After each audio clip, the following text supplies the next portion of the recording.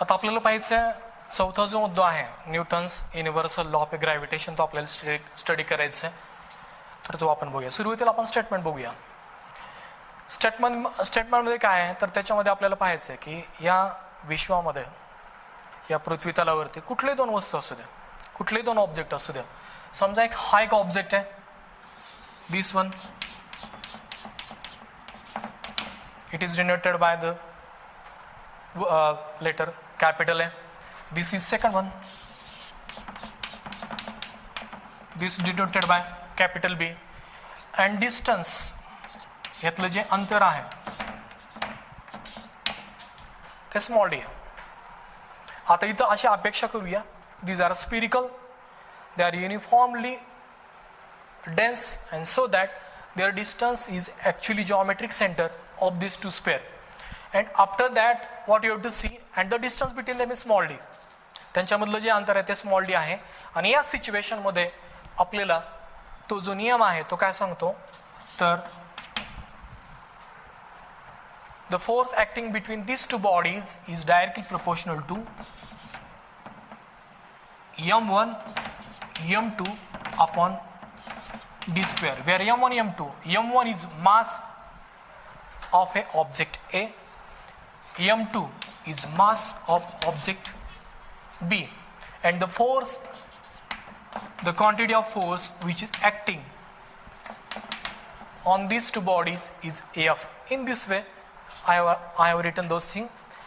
ह्या दोन वस्तूमधलं जे काही बल एकमेकांवरती कार्यरत होणार आहे त्याची जी क्वांटिटी असेल ती F असेल. ही दोन वस्तूंच्या गुणाकाराच्या समप्रमाणात बदलते आणि त्यामधलं अंतर, त्या दोन वस्तूमधलं जे काही अंतर असेल त्या अंतराच्या वर्गाच्या व्यस्तानुपाते बदलते. आता स्टेटमेंटच्या स्वरूपामध्ये जर आपल्याला जर पाहिलं तर न्यूटननी जो काय नियमाचं स्टेटमेंट जे मांडलं ते असं होतं. Newton state that every object attract another object, every object in the universe attract another object with the force, with a definite force which is directly proportional to the product of their masses and inversely proportional to the square of a distance between them, त्यांच्या अंतराच्या वर्गाच्या व्यस्तानुपाती असतो. तर याच पद्धतीने आपल्याला F is directly proportional to m1 m2 upon d square. तर ते जर आपल्याला लिहायचं जर झालं F is equal to constant into m1 m2 upon d square, and this constant is denoted by capital G. This constant is denoted by a capital G, and it is called a universal gravitational constant. G is denoted as, G is called universal gravitational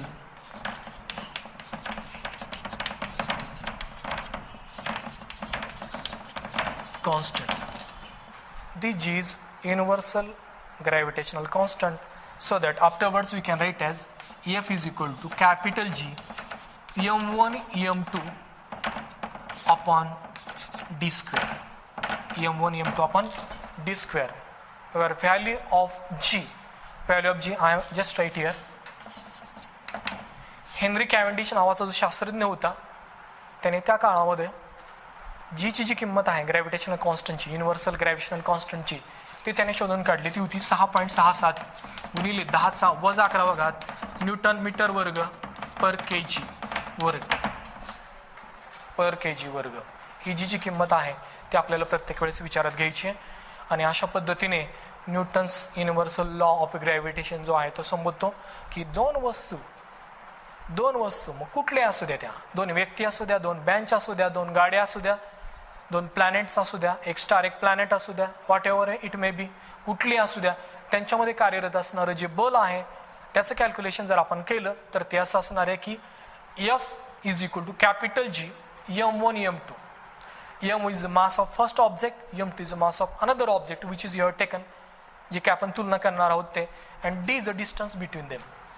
आता हे जे d जे आहे ते अंतर, when it is a regular shaped body, regular shaped म्हणजे काय की एखादी वस्तू आहे, एखादा भरीव गोल चेंडू आहे, त्याचा सेंटर जो आहे तो it is uniformly dense substance. जर समजा युनिफॉर्मली डेन्स सबस्टन्स नसतील तर सेंटर ऑफ मास त्याचा शोधावा लागेल आणि त्यांचं सेंटर ऑफ मास मधलं जे अंतर आहे ते आपल्याला डी म्हणून आपल्याला तिथं विचारात घ्यायचं. आता दोन गोष्टी याच्यामध्ये आपल्याला सांगायच्या, त्याच्यामध्ये 2 points are there. F is equal to capital G m1 m2 upon r square. G is a gravitational constant, universal gravitational constant. We know that m1 is mass of one object, m2 is another object of mass of another object, and r is the distance between them. If m1 is equal to m2 is equal to 1 kg and r is equal to 1 meter, r is equal to 1 metre. एक अशी बाब लक्षात घ्या की त्या दोन वस्तूमधलं जे त्या वस्तूंचं जे वस्तुमान आहे, जे वस्तुमान जे आहे ते 1 किलोग्रॅम आहे.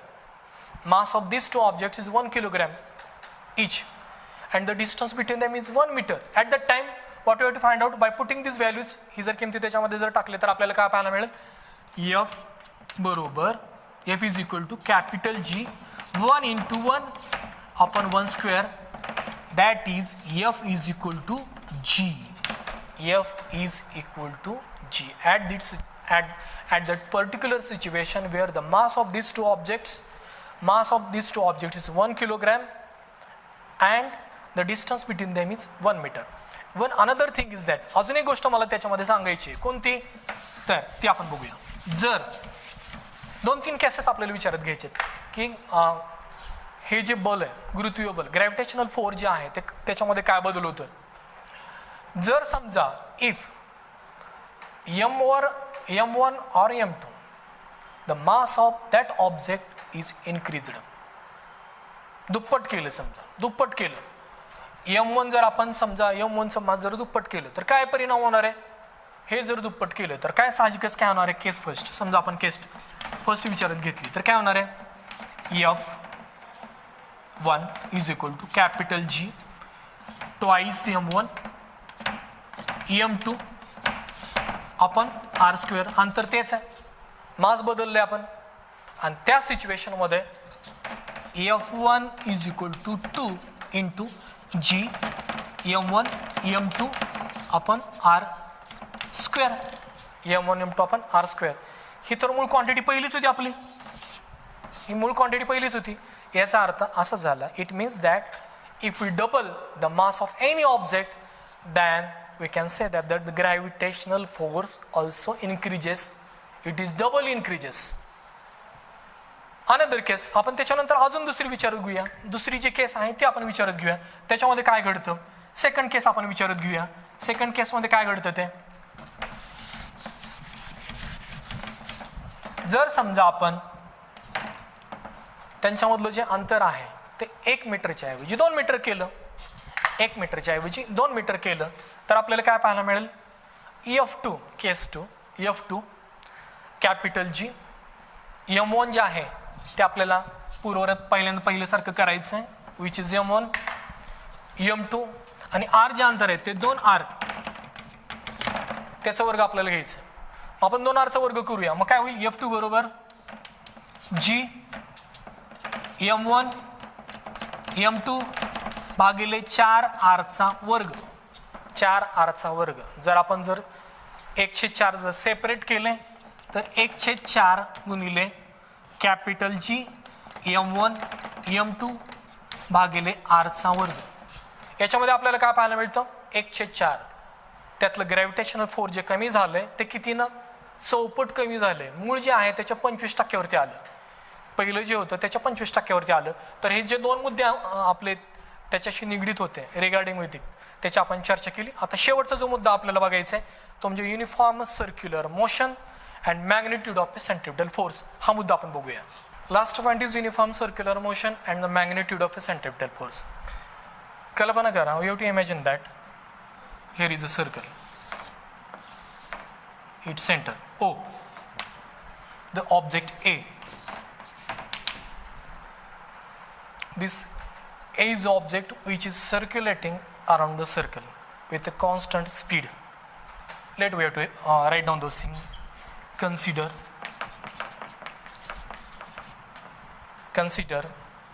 a body A having constant speed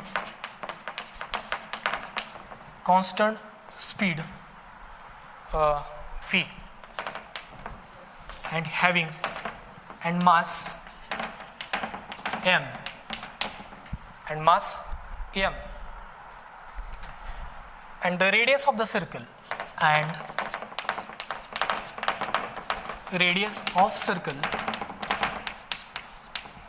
r. Then centripetal force, then F is equal to mv square upon r. F is equal to mv square upon r. जर एखादी वस्तू सर्क्युलर मोशन मध्ये एका कॉन्स्टंट स्पीडने जर move होत असेल तर डेफिनेटली त्याच्यावरती कुठल्याही प्रकारचं एक प्रकारचं बल असतं आणि ते जे बल आहे बल हे कार्यरत असतं आणि ते बल म्हणजेच centripetal force F, where F is equal to mv square upon r. आता आपल्याला हाच मुद्दा विचारात घेऊन आपल्याला तो वाढवायचा आहे म्हणजे काय, instead of this body we have taken it as a planet. तो प्लॅनेट म्हणून विचारात घ्यायचा आहे, हा सन आहे आणि त्या सिच्युएशनमध्ये आपल्याला सेंट्रिपिटल फोर्स जो आहे तो किती असेल तो आपल्याला विचारात घ्यायचा आहे. आता let planet is moving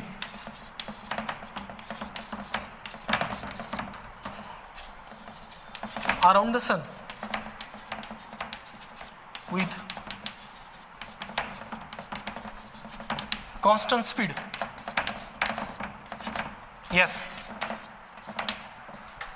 v, constant speed v and mass is m.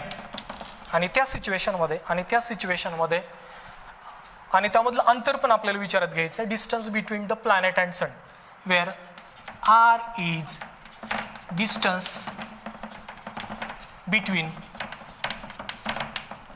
Planet and sun. r is distance between planet and sun. Same situation आणि या सिच्युएशनमध्ये आपल्याला त्याच्यावरती कार्य करणारं जे बल असेल ते किती आहे ते सुद्धा mv स्क्वेअर अपॉन r असेल, mv स्क्वेअर अपॉन r असेल. बरोबर आहे. आता v म्हणजे काय, जे स्पीड आहे तो आपल्याला काढायचा आहे. तो काढण्यासाठी आपण हा जो भाग आहे तो पुसूया आणि तिथं त्या गोष्टी ज्या आहेत त्या नमूद करूया. आता याच्यामध्ये speed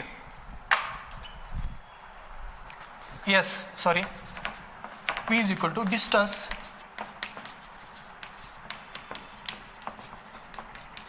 traveled upon time taken. Distance upon time. आता डिस्टन्सचा विचार करायचा. आता डिस्टन्स जे आहे, आता तुम्हाला माहिती आहे प्लॅनेट जर समजा सूर्यभोवती एक प्रदक्षिणा पूर्ण करत असेल किंवा त्याच्यामध्ये, तर ते जे डिस्टन्स असेल ते किती असणार आहे, डिस्टन्स असेल 2πr. ते डिस्टन्स असेल सर्कम्फरन्स, तो जो असेल तो सर्कम्फरन्स असेल असा पूर्ण, आणि तो असेल 2πr. आणि टाइम किती असणार आहे त्याला, टाइम असेल पिरियडिक टाइम जो असेल तो कॅपिटल T असेल, the time which is required for a one revolution. बरोबर आहे. म्हणजेच v बरोबर 2πr भागिले T. हा झाला आपला दुसरा मुद्दा. बरोबर आहे. पहिला मुद्दा तिथं झाला आपला, जो फोर्स ऍक्ट होणारी याची क्वांटिटी इतकी आहे जसे, आणि त्याच्यामध्ये त्याचं जो चाल जे आहे, स्पीड जे आहे तो आपल्याला त्याची क्वांटिटी असेल ती 2πr भागिले T. Distance upon time, distance जो आहे एका प्रदक्षिणेमध्ये one complete orbit, it can travels these planets travels actually this periphery. हे जे अंतर आहे ते कव्हर करणार आहे ते किती असणार आहे, 2πr सर्कम्फरन्स असणार आहे. बरोबर आहे. सर्कम्फरन्स जो आहे तो आपल्याला विचारात घ्यायचा आहे. आणि कॅपिटल टी ज पिरियड, टाइम पिरियड, कंप्लीट 1 रिव्होल्युशनसाठी जो लागणारा कालावधी आहे तो आपल्याला विचारात घ्यायचा. त्याला आपण इक्वेशन नंबर 2 घेतलं. आता आपल्याला ही किंमत त्याच्यामध्ये ठेवायची, 1 मध्ये ठेवायची. आपण आता ठेवूया हीच किंमत आपण 1 मध्ये ठेवूया, बरोबर आहे.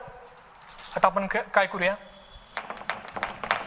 Put value of fee in equation 1. Equation 1 मध्ये ठेवूया. आता इक्वेशन 1 मध्ये ठेवल्यानंतर काय होतं बघू. इक्वेशन 1 मध्ये ठेवल्यानंतर आपल्याला असं पाहायला मिळेल एफ बरोबर एम. आता व्ही ची किंमत किती आपली, व्ही ची किंमत आहे 2 पाय आर भागिले टी, त्याचा वर्ग आपल्याला करायचं भागिले आर. आपण इथपर्यंत आलोय. आता आपल्याला काय करायचं बघा, आपण वर्ग करूया. एफ बरोबर एम 2चा वर्ग 4 पाय वर्ग आर वर्ग, बरोबर आहे. आर वर्ग भागिले टी वर्ग छेद आर, बरोबर आहे. न्यूमरेटरची किंमत किती येणार आहे, एमला एम आपण लिहिले 4 पायचा वर्ग आरचा वर्ग भागिले याचा जो डिनॉमिनेटर आहे तो टी आहे, तो टी वर्ग छेद आर. आता आपण ते व्यवस्थित करून घेऊया. म्हणजेच काय, इथले एफ बरोबर इथला आर आणि इथला आर गेला, म्हणजेच किंमत काय राहिली 4 एम पायचा वर्ग आर भागिले टीचा वर्ग. 4 एम पाय चा वर्ग आर भागिले टीचा वर्ग. आता आपल्याला काय करायचंय बघा, आता आपल्याला काय करायचंय, केपलर्स थर्ड लॉ जो आहे त्यातला जो कॉन्स्टंट आहे टीचा वर्ग भागिले आर वर्ग, त्याचं रिअरेंज करायचं आपल्याला. तिथं तिची किंमत आहे ती त्याच्यामध्ये टाकायची आहे. आणि ती टाकण्यासाठी आपल्याला काय करायचं बघा, आता ह्याला आपण इक्वेशन नंबर 3 देऊया. ह्याला आपण इक्वेशन नंबर 3 देऊया. 3 दिल्यानंतर काय होणार आहे, multiplying R square to right hand side of equation 3. आता ते केल्यानंतर काय होणार आहे, एफ बरोबर 4 एम पाय स्क्वेअर. आता ही तर ऑलरेडी आर आहेच आहे, परत आर वर्ग निघूनला आपण, म्हणजे आरचा क्यूब झाला, बरोबर आहे. आरचा क्यूब झाला भागिले इथं टी स्क्वेअर आहेच आहे, टी स्क्वेअर आहेच आहे गुणिले आरचा स्क्वेअर. आता आपल्याला काय पाहायला मिळतं बघा, आरचा घन भागिले टीचा वर्ग, आरचा घन भागिले टीचा वर्ग. आता आरचा घन भागिले टीचा वर्ग म्हणजेच काय, एफ बरोबर 4 एम पाय वर्ग छेद 4 एम पाय वर्ग छेद आरचा वर्ग गुणिले आर घन छेद टी वर्ग. ही जी क्वांटिटी आहे, ही क्वांटिटी आपल्याला काय सांगते, हे कॉन्स्टंट आहे. आरचा घन टीचा वर्ग छेद आर घन हा कॉन्स्टंट आहे. त्याला आपण काय म्हणणार आहोत, थोडक्यामध्ये के म्हणणार आहोत. टीचा वर्ग छेद आरचा घनाला आपण के म्हणणार आहोत. म्हणजे ही पूर्ण क्वांटिटी के झाली. आता ही त्याच्या ठिकाणी आपण के सबस्टिट्यूट करूया. आणि के सबस्टिट्यूट केल्यानंतर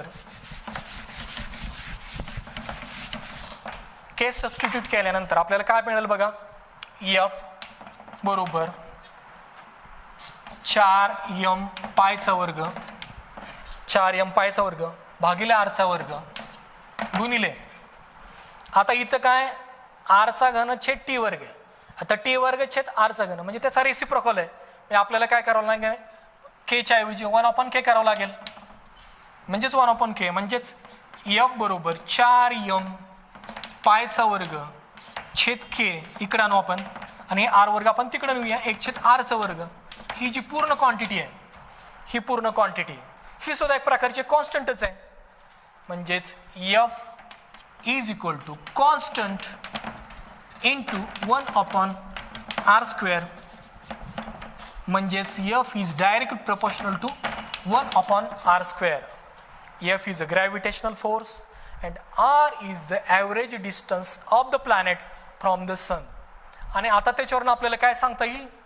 त्याच्यावरून एवढं सांगता येईल की centripetal force which is acting on the planet is directly proportional to the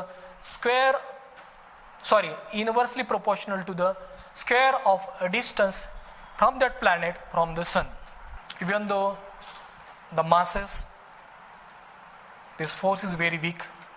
Rather than that, the masses of the planets, suns, and other heavenly bodies are much bigger than that, and that's why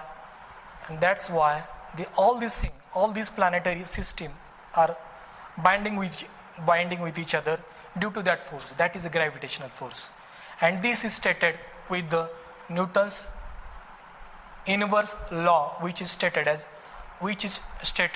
the force of gravity, and postulated as inverse square law.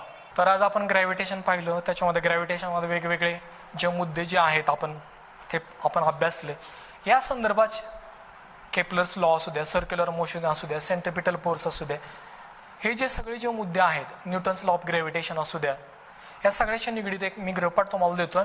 तो गृहपाठ तुम्हाला तुमच्या स्क्रीनवरती दिसेल. I hope you like those thing. Okay, thank you.